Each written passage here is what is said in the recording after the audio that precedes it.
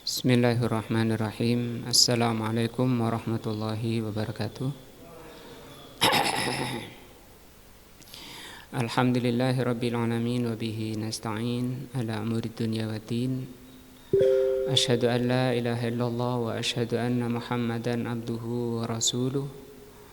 Allahumma shalli ala Muhammadin wa ala alihi wa sahbihi ajmain. Wa ba'du. Yang lalu kita sampai di ayat ini, fa inna ma'al usri yusra, inna ma'al usri yusra. Bahwa setiap kesulitan yang dihadapi manusia pasti akan disertai oleh kemudahan. Sudah dibahas panjang bahwa kesulitan sebesar apapun itu tidak akan mampu mengalahkan kemudahan. Sampai ada istilah di kalangan ulama, sekiranya kesulitan itu lari ke lubang biawak, pasti kemudahan akan menyusulnya. Maka ayat ini kabar gembira dari Allah Subhanahu wa taala bahwa kesulitan apapun yang akan dihadapi oleh manusia, kita tidak boleh stres, depresi, karena Allah berjanji akan memberikan jalan keluar. Kesulitan yang lalu sudah dibahas, ada kesulitan yang hissi, kesulitan yang dialami oleh badan. Misalnya di sini dicontohkan orang yang miskin, ini juga fatadiku alaihi al-umur, orang yang jatuh pada kemiskinan. Maka miskin ini bahasa kitabnya adalah usrun, kesulitan. Mau masak sulit, mau kebutuhan sulit. Tapi Allah Subhanahu wa taala akan memberikan jalan keluarnya, yaitu kecukupan. Misalun akhar, contoh yang lain, insanun maridun, orang jatuh sakit. Yad'abu yashukku alaihil marad, dia capek dan berat menghadapi sakitnya. Susah tidur, nggak bisa tidur, depresi juga karena sakit. Fayasfihillahu azza wajal, kemudian Allah menyembuhkan, sehat kembali. Maka ini kesembuhan namanya yusrun, adapun sakit tadi namanya usrun. Jadi tidak ada kesulitan, kesempitan, kecuali Allah akan memberikan jalan keluarnya. Hadza aidan taisirun hissi, dari sakit menjadi sembuh, ini namanya taisirun hissi, kemudahan yang dirasa oleh fisik, oleh badan. Hunaka taisirun maknawi, di sana ada taisir, kemudahan yang maknawi. Ini model kedua atau macam kedua dari kemudahan. Apa itu? Wa huwa ma'unatullah. Taisir maknawi itu adalah pertolongan Allah al-insana pada manusia. Manusia ditolong oleh Allah Subhanahu wa taala ala sabri, untuk bersabar. Nah, di dalam hadis dikatakan bahwa sabar itu adalah karunia Allah yang paling luas dan paling baik. Nah, sabar itu ada 3. Sabar di dalam menjalankan ketaatan, sehingga dia mampu melaksanakan walaupun nafsunya berontak misalnya, nafsunya berat, tapi dia sabar. Maka dengan sabar itu yang berat menjadi ringan, sehingga tidak ada keberatan di dalam melaksanakan. Misalnya sholat. Nah, sholat bagi orang yang masih terkalahkan oleh nafsunya itu berat. Tapi bagi orang yang bisa khusyuk itu menjadi ringan. Dengan apa itu kok jadi ringan? Asalnya dengan kesabaran. Dan sabar ini menjadi penolong, jalan keluar untuk orang itu menghadapi berbagai kesulitan, menghadapi berbagai berat masalah hidup. Sebesar apapun masalah hidup, Allah memerintahkan agar menjadikan sabar itu penolongnya. Allah berfirman, bagaimana itu? Ista'inu bisabri wassalah. Jadikan penolong kalian sabar dan sholat. Nah, kadang Rasul kalau menghadapi masalah besar, beliau memang sabar dan langsung sholat. Nah, sabar yang kedua adalah sabar meninggalkan maksiat. Karena maksiat ini juga butuh kesabaran untuk bisa meninggalkan. Karena manusia itu pada dirinya ada yang namanya nafsu. Nafsu itu selalu memerintah dalam kejelekan. Allah berfirman, "Innan nafsa la'ammaratun bisu." Sesungguhnya nafsu itu selalu memerintah dalam kejelekan. Seseorang untuk terhindar dari kejelekan butuh yang namanya kesabaran, yaitu dengan cara menahan nafsu. Nafsu itu sifatnya buta. Artinya buta, nafsu itu tidak pernah mempedulikan akibat, baik akibat di dunia maupun akibat di akhirat. Nafsu itu tidak mau peduli, sehingga dibutuhkan namanya pengendali, namanya agama. Nah, di sini agama mengajarkan untuk sabar. Sabar itu artinya menahan, secara bahasa menahan. Cuma kata Imam Asy-Syafi'i, sabar itu apa? Murrun madzaqatuhu, pahit rasanya. Sabar itu pahit. Walakin hasiluhu, hanya saja hasil daripada kesabaran itu ahla minal asal. Sabar itu pahit rasanya, tapi hasilnya lebih manis dari madu. Sabar menjalankan ketaatan. Yang kedua sabar meninggalkan maksiat. Yang ketiga sabar dengan takdir Allah. Takdir Allah itu ada dua. Ada takdir yang baik, ada takdir yang buruk. Seperti sakit tadi itu namanya takdir buruk. Ada takdir yang enak, ada yang tidak enak. Ada takdir yang manis, ada yang pahit. Ketika ditakdirkan oleh Allah dengan takdir yang pahit, yang tidak enak, dia sabar. Nah, maka sabar ini benar-benar, kalau benar-benar kata Rasul, karunia Allah yang paling baik dan paling luas. Barang siapa yang dikaruniai kesabaran, maka mudah baginya jalan menuju surga. Allah berfirman, "Wa ma yulaqqaha illal ladzina sabaru." Tidak akan sampai orang itu ke surga kecuali orang-orang yang sabar. Wa ma yulaqqaha illa dzu hazzin azim, kata Allah. Dan mereka tidak akan bisa sabar kecuali orang yang memang punya nasib yang besar, mempunyai keberuntungan yang besar. Orang yang punya keberuntungan yang besar itu adalah orang-orang yang ditolong oleh Allah.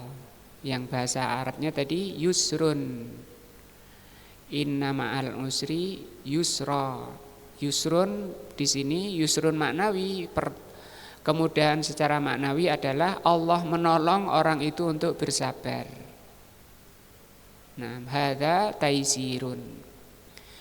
Fa idza anakallahu ala sabri, kalau Allah Subhanahu wa taala menolongmu untuk bisa sabar, tayassara laka al-asiru, akan mudah bagimu berbagai kesulitan. Jadi tidak ada masalah bagi orang yang beriman, terutama orang-orang yang ditolong oleh Allah, enggak ada masalah dalam hidup ini. Nah, kata Umar Ibn Khattab, ma ubali, aku tidak peduli dengan apa yang menimpa diriku. Kalau aku ditimpa kebaikan, aku akan bersyukur. Dan kalau aku ditimpa kejelekan, aku akan bersabar. Nah, orang yang terlepas dirinya dari kesabaran ini, dia jelek kondisinya. Halu'a, ketika ditimpa kebaikan dia pelit, ketika ditimpa kejelekan dia banyak mengeluh. Wa khuliqal insanu dha'ifa, manusia itu lemah. Nah, di surat apa itu? Al-Haqqah ya. Idza masahu syarru jazua, kalau mereka diberi kejelekan dia jazua. Jazua itu sering mengeluh. Mengeluh itu lawan dari apa? Sabar. Karena sabar itu artinya menahan. Wa idza massahul khairu, kalau mereka diberi kebaikan, halu'a. Apa halu'a? Pelit. Nah, illal musallin, nah obatnya salat. Illal musallin alladzina fi salatihim daimun, itu orang yang salatnya ajeg, bahasa Jawanya ajeg.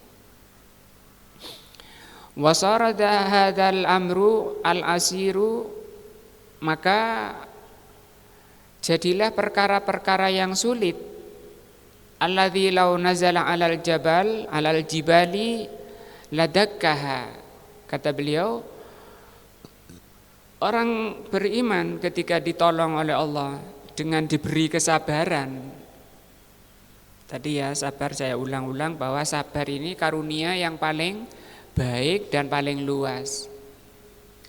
Kata beliau, misalnya seseorang itu menghadapi kesulitan, yang kesulitannya itu kalau diturunkan ke gunung, maka gunung itu akan pecah.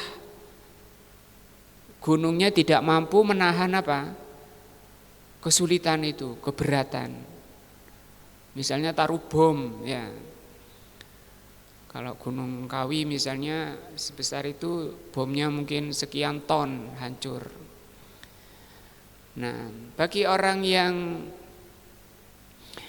dikaruniai kesabaran, itu lebih baik daripada gunung yang hancur karena beban yang sangat berat tadi. Walaupun misalnya manusianya hancur kena bom misalnya, orang kalau sabar di atas hatinya, di atas keikhlasan, walaupun badannya hancur dia masih selamat. Karena keselamatan seseorang itu ada di hatinya. Nah, sara bima a'anakallahu alaihi minas sabri, maka orang ketika, maka dengan pertolongan Allah Subhanahu wa taala kepadamu berupa kesabaran terhadap perkara, terhadap kesulitan yang tadi kata beliau bisa menghancurkan gunung, menjadi amron yasiron, menjadi ringan. Maka para sahabat juga salaf-salaf dahulu itu tidak masalah dengan jiwa yang dikorbankan, dengan badan yang hancur, itu tidak masalah. Syekhul Islam demikian juga di penjara sampai meninggal di penjara, tidak ada masalah. Kalau toh mati misalnya badannya hancur, mati syahid. Siapa yang tidak ingin mati syahid? Rasulullah mengatakan termasuk orang munafik adalah orang yang tidak terbesit di hatinya untuk mati syahid. Ya. Sifat munafik adalah diantaranya orang yang nggak ada keinginan di dalam hatinya untuk mati syahid. Untuk bisa mati syahid kan mereka harus berjihad, berdakwah, berjuang untuk menegakkan kalimat Allah Subhanahu wa taala. Walaisal yusru ma'nahu an yafrija asy-syai'a tamaman faqat. Kesulitan itu tidaklah bermakna engkau dikeluarkan dari sesuatu secara sempurna saja. Artinya kamu dikeluarkan dari yang dikatakan kemudahan itu bukan tidak bermakna engkau dikeluarkan dari sesuatu saja. Nah, kata beliau, al yusru an yafrijal karbu wa yazulu wa hadha yusrun hissi. Bahkan yang namanya kesulitan itu termasuk engkau dibebaskan oleh Allah Subhanahu wa taala dan dihilangkan. Nah, wa hadha yusrun hissi. Yang ini merupakan hissi. Wa ayyu'inallahu al-insan ala sabri hatta yakuna hadzal amra asyadid al-asir amran sahlan alai. Bukan hanya pertolongan hissi saja, tapi Allah Subhanahu wa taala menolong seseorang bersabar menghadapi perkara yang sangat besar, perkara yang sangat sulit, untuk dijadikan perkara yang besar dan sulit itu menjadi amron sahlan alai, perkara yang mudah. Nah, tidak ada kesulitan bagi orang beriman. Belum lagi kata Allah, man yattaqillah yaj'al lahu makhraja. Barang siapa bertakwa kepada Allah, Allah jadikan urusannya mudah, jalan keluar pasti ada. Naqulu hadza li'annana wasikuna biwa'dillah. Kenapa keyakinan ini bisa kita ucapkan seperti ini? Orang beriman itu tidak akan gentar. Tidak ada orang beriman itu depresi, stres. Karena orang beriman itu ini kata beliau, wasikun. Orang beriman itu percaya. Percaya ini yakin, percaya kepada Allah Subhanahu wa taala. Biwa'dillahi akan janji Allah. Ini tafsir daripada fa inna ma'al usri yusra, inna ma'al usri yusra. Setiap kesulitan pasti akan diiringi atau disusul oleh kemudahan. Nah, ayat terakhir fa idza faragta fansab wa ila rabbika farghab. Ini ayat terakhir surat Asy-Syarr. Apabila engkau selesai, faragha itu selesai. Kalau engkau selesai satu urusan, satu perbuatan, fansab. Fansab itu artinya tegakkan, maksudnya langsung kerjakan yang lain. Nah, kecuali capek, memang capek, istirahat. Ya, istirahatnya pun itu sebenarnya termasuk amal soleh, amal kebaikan, tidak sia-sia istirahatnya. Kenapa kamu kok tidur? Persiapan ini.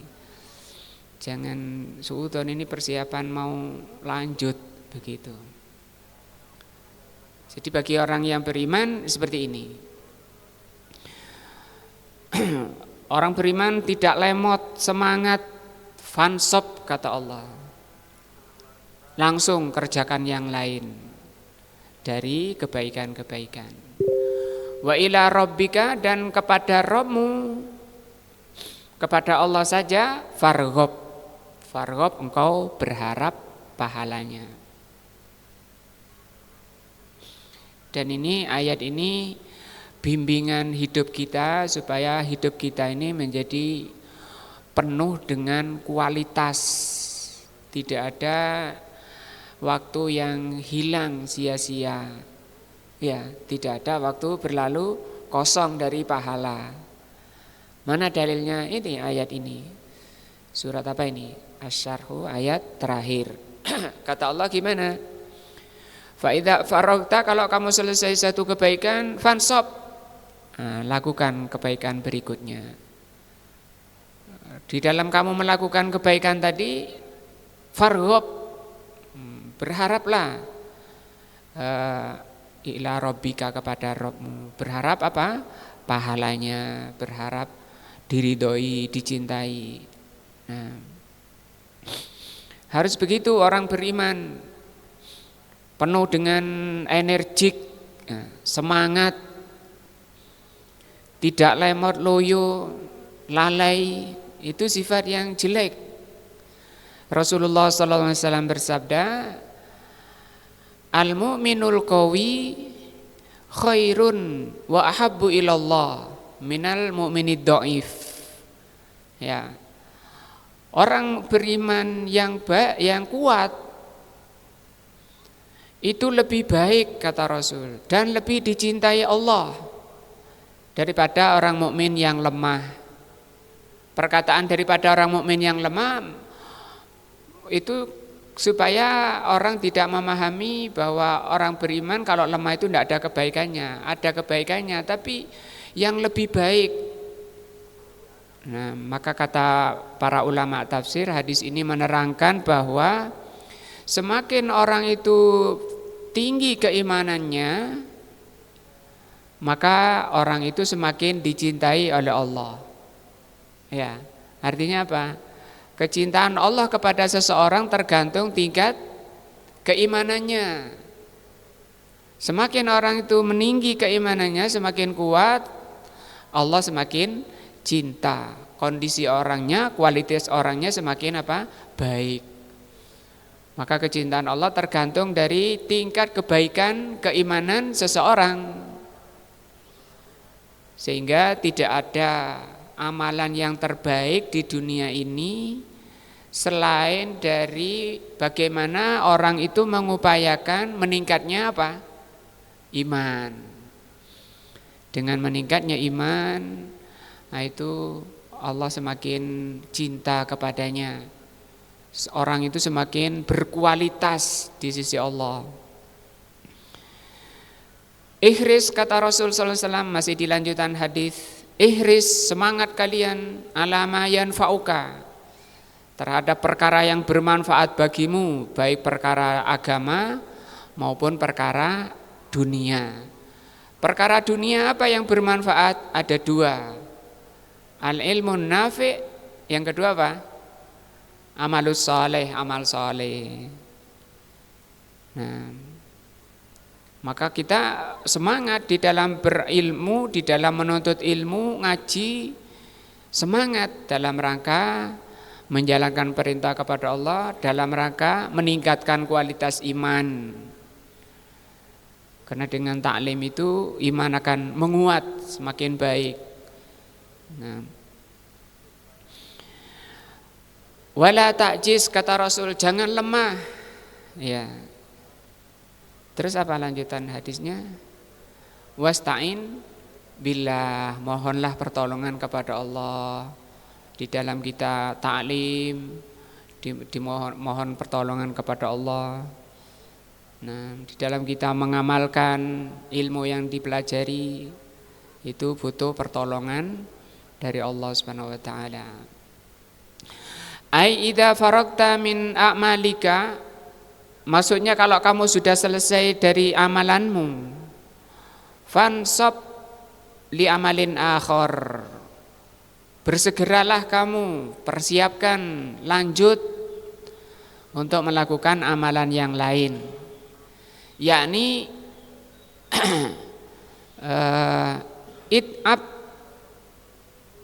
sertailah, ikutilah li amalin akhar. Nah, sertailah atau lanjutkan dengan amalan yang lain. La taj'alid dunya tadi'u 'alaika, jangan kau jadikan dunia ini melalaikan kamu. Padahal kebanyakan orang amalannya banyak dunia ya. Berarti di sini yang dimaksudkan jangan sampai dunia itu melalaikan akhiratmu.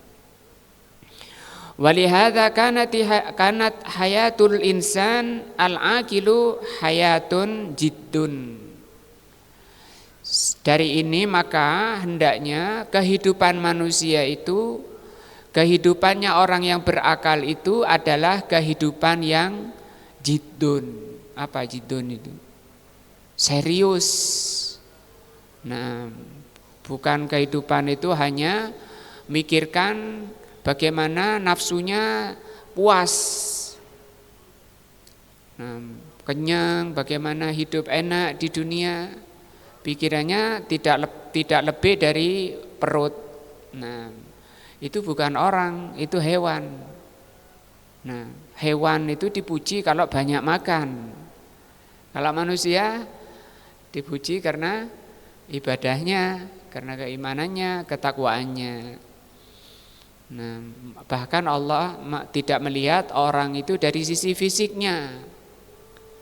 Bisa jadi fisiknya kurus, Pak Ahmad kurus, ya usianya sudah 80, ya Pak Ahmad ya.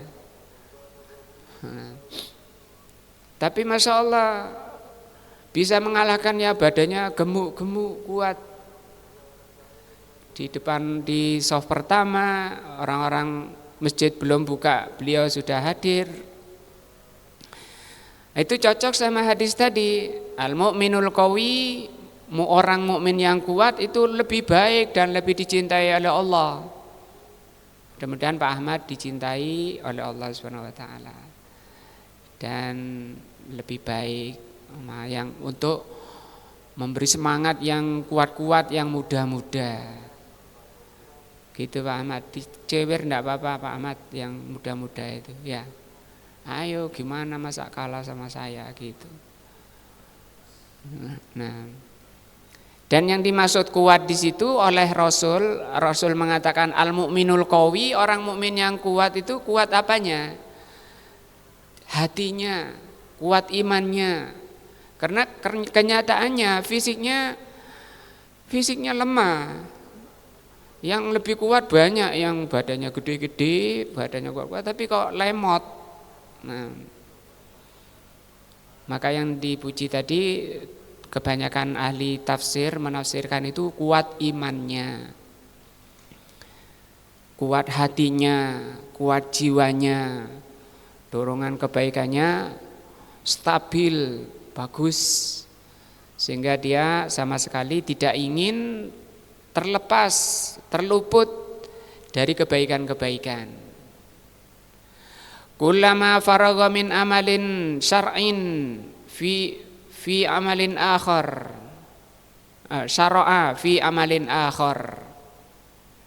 Ketika selesai dari suatu amalan, syara'a, segera dia lakukan amalan yang lain. Wa hakadha. Seorang mukmin kehidupannya adalah hayatun jiddun. Kehidupan yang serius, penuh makna, penuh arti. Nah, wahakadha, kata begitulah seharusnya.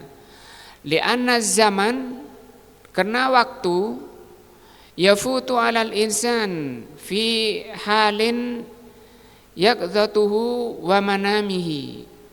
Karena banyak waktu itu terluput dari manusia, keadaannya banyak terluput.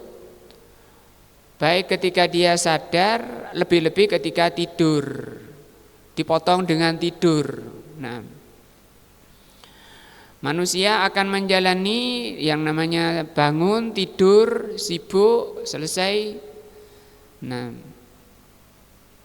belum lagi kalau kita lihat tidurnya, misalnya dari 24 jam, itu seharusnya tidur itu enggak boleh lebih dari 8. Karena kalau taruhlah umurnya 60 ya, karena jatah asalnya itu 60, kalau lebih dari 60 itu bonus.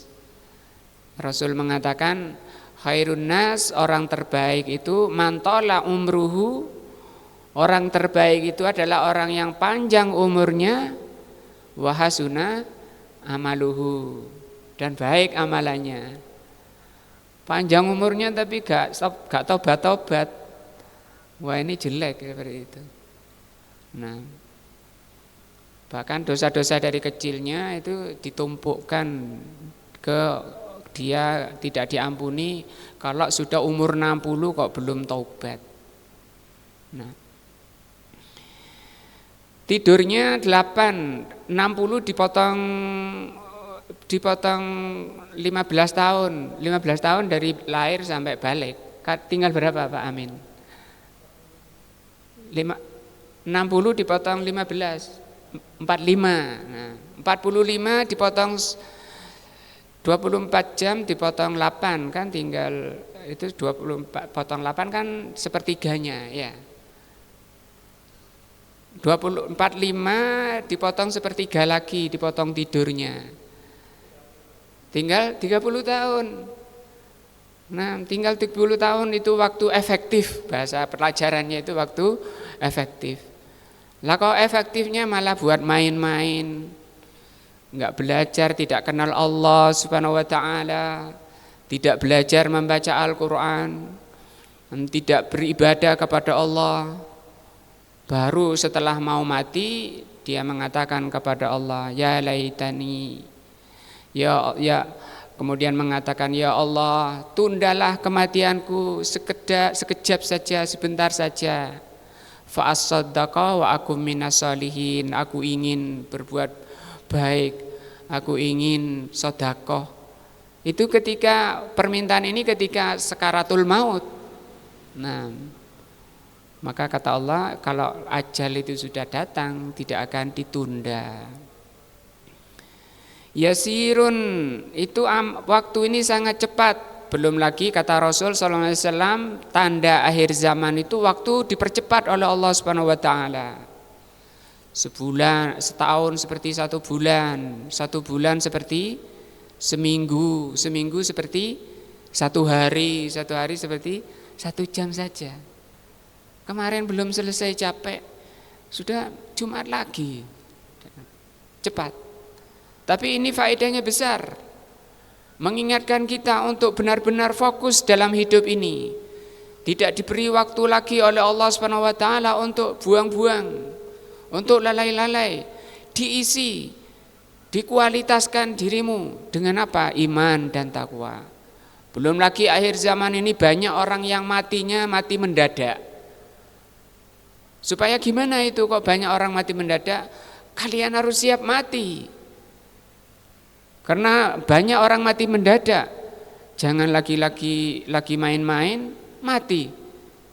Nah, banyak sekarang seperti itu. Itu hikmahnya. Kenapa orang banyak mati mendadak? Kenapa waktu dipercepat? Wala yumkin li ahadin an yamsaka zaman. Dan seseorang itu tidak bisa, tidak mungkin, tidak mampu untuk menahan waktu. Ya, menahan waktu. Detik itu coba, itu kan berjalan terus. Ditahan, bisa enggak? Enggak ada orang yang bisa menahannya. Dan kita ini adalah kumpulan hari-hari. Setiap detiknya hari-hari kita ini digerogoti, diambil, dikurangi. Nah, bukan semakin panjang karena dunia itu berjalannya ke belakang. Seperti kertas yang terbakar. Kalau sudah terbakar tidak akan bisa jadi kertas kembali, diolah bagaimanapun tidak akan bisa. Barang yang terbakar.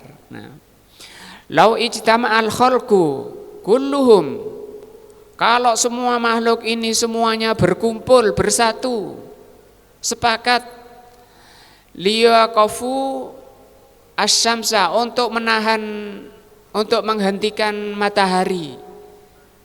Nah, hatta yatulan nahar, supaya siangnya lama misalnya, ditahan di tengah biar lama harinya.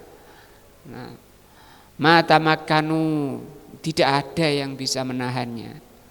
Matahari itu berjalan mengikuti apa? Perintah Allah Subhanahu wa taala. Begitu tenggelam, Rasulullah SAW pernah bertanya kepada Abu Dzar, insyaallah, itu kemana matahari? perginya? Beliau menjawab, Allah wa rasuluhu a'lam. Allah dan Rasulnya yang lebih tahu, kata Abu Dzar. Kemudian Rasul mengatakan, matahari itu pergi ke bawah arsy, sujud di bawah arsy. Dan begitu menjelang pagi, matahari ini izin kepada Allah Subhanahu wa taala, apakah masih diizinkan untuk terbit besok pagi.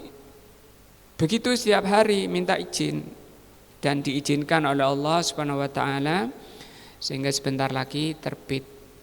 Dan begitu seterusnya, nanti sampai akhir minta izin sudah tidak diizinkan lagi terbit dari timur. Diperintah oleh Allah terbit dari barat. Yang jelas dari situ ada matahari itu bisa bicara, berdoa kepada Allah walaupun benda mati. Fazzamanu la yumkin li ahadin an yamsikahu.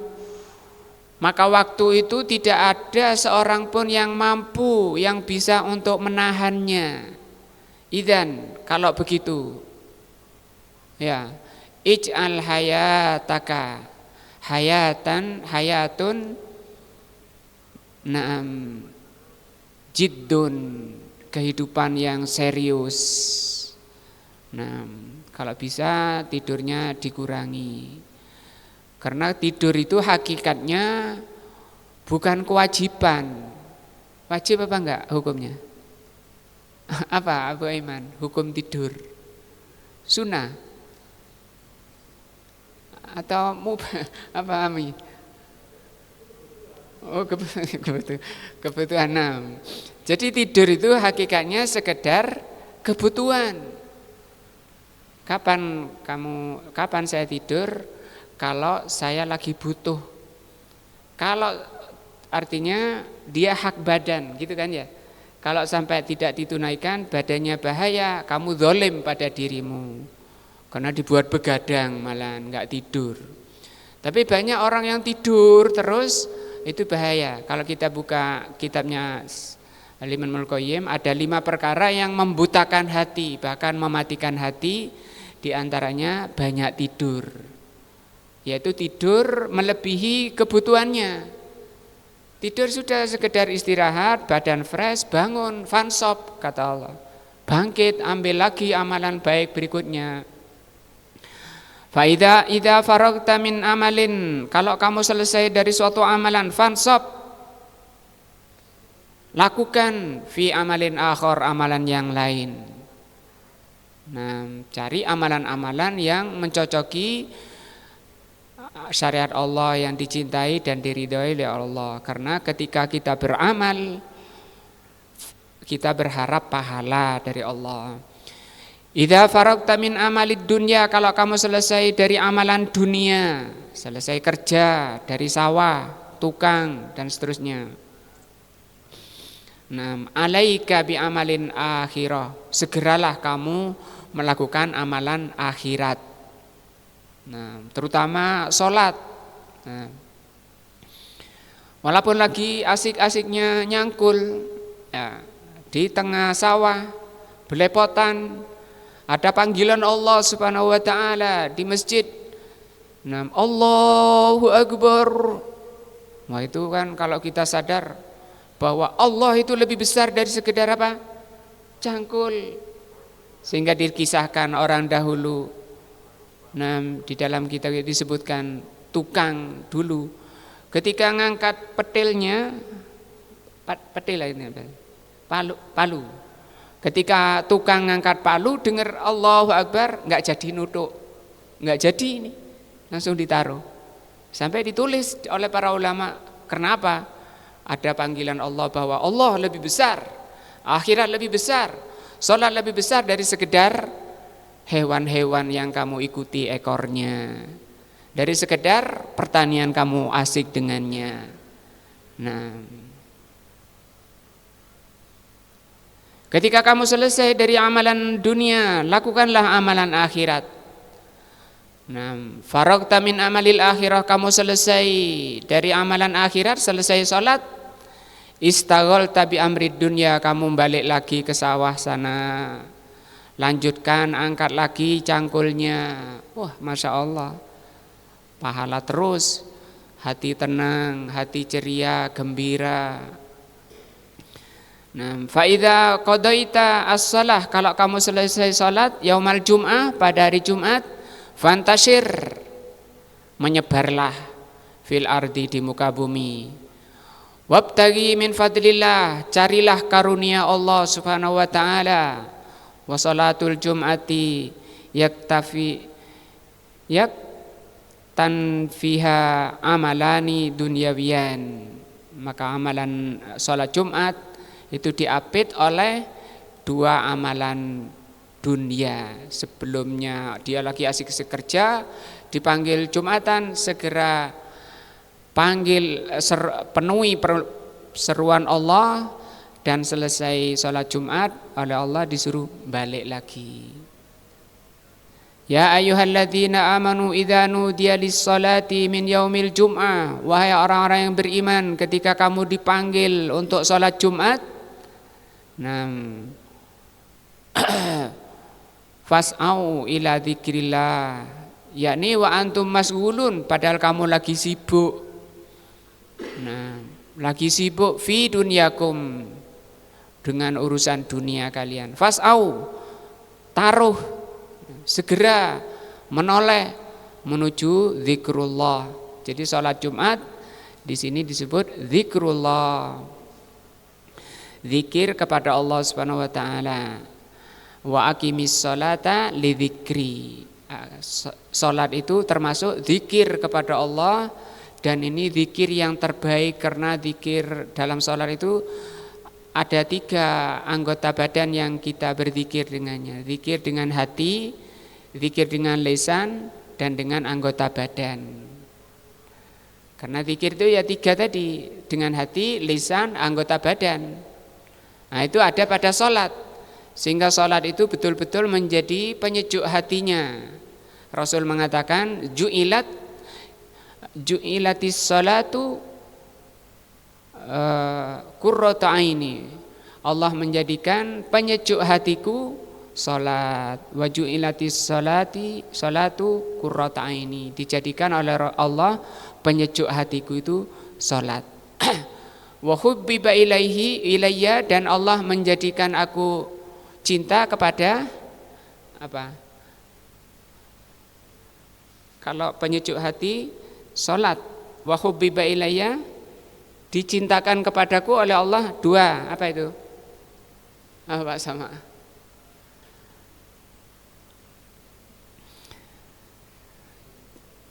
Apa Mi?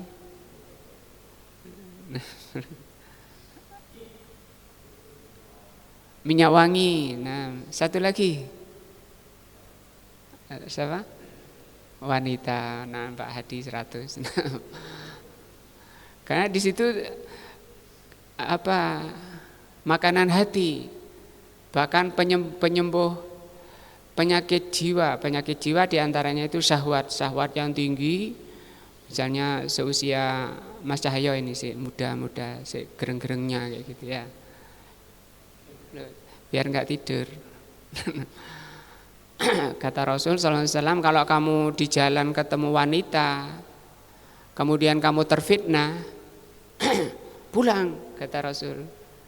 Pulang untuk kamu sembuhkan tadi itu penyakit di hatimu, itu penyakit syahwat tadi muncul karena terfitnah wanita. Pulang penuhi hajatnya, artinya sembuhkan penyakit yang sedang bergejolak di hatimu.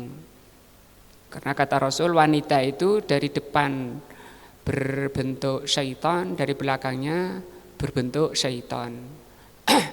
Suka memfitnah laki-laki.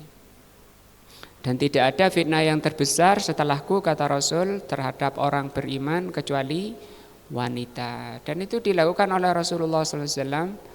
Rasulullah pulang menemui istrinya yang bernama Zainab untuk memenuhi hajatnya.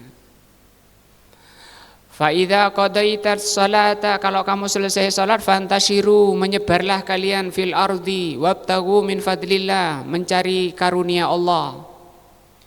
Fa idza faragta min sugulin, kalau kamu selesai dari suatu amalan, dari satu kesibukan, istaghalna fil akhir, carilah segera kesibukan yang lain. Nah, wa idza faragta minhu istaghalna fi akhir, kalau kamu selesai satu pekerjaan, sibukkanlah dirimu dalam pekerjaan lain. Wa hakadha yang bagi, demikianlah hendaknya. An yakunal insan daiman fi jiddin, hendaknya manusia itu selalu kondisinya itu sibuk. Nah, selalu sibuk. Wallahu a'lam bishawab. Insyaallah tinggal sedikit kita lanjutkan ahad depan. Wallahu a'lam bishawab. Subhanakallahumma bihamdika asyhadu an la ilaha illa anta astaghfiruka wa atubu ilaika. Wassalamualaikum warahmatullahi wabarakatuh.